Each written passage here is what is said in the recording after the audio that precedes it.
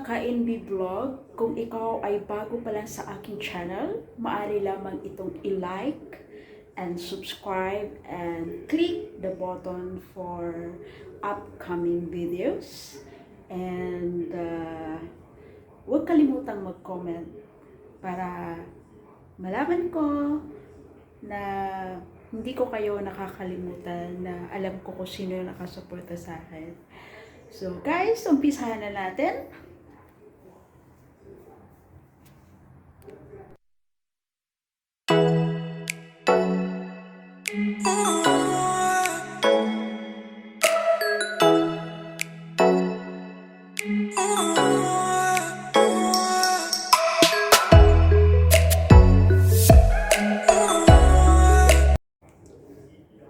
Hello everyone, and hello mga ka-NB Vlog, at sa lahat ng sumusuporta sa akin sa Team Po and Manok na Pula. And maraming salamat guys. First time ko to mag-premiere na talagang actual. So, okay. Ang topic natin ngayon guys is about sa yung mga gulay-gulay, mga talbos ng kamote. Kung ikaw ay lumaki sa hirap, alam mo yung pakiramdam na talbos ng kamote ang pinaka the best na ulam sa pamilya, sa tahanan,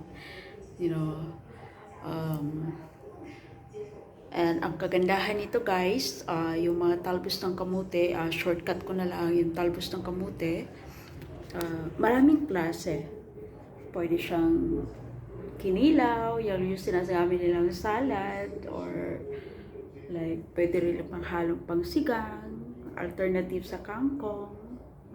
Pwede rin siya pwede rin siya sa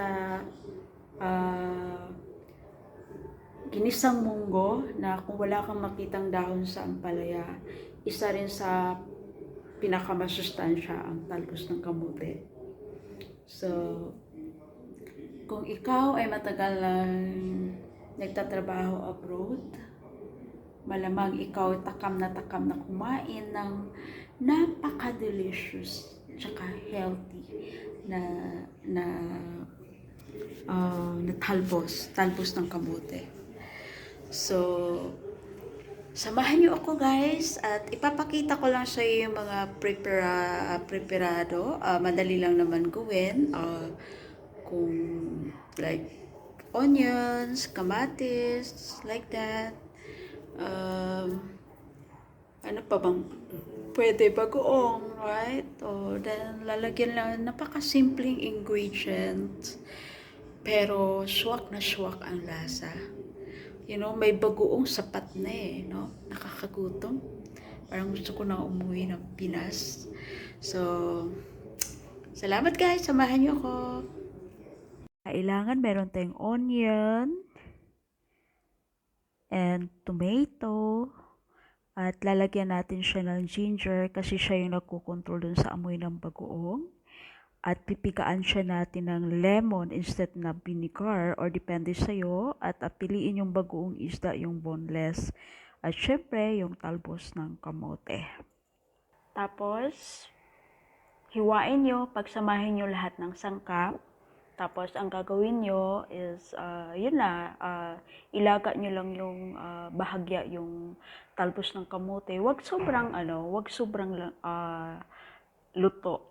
Wag overcook, para mas malasa at ma-enjoy nyo yung taste yung talbos talaga na matamis-tamis.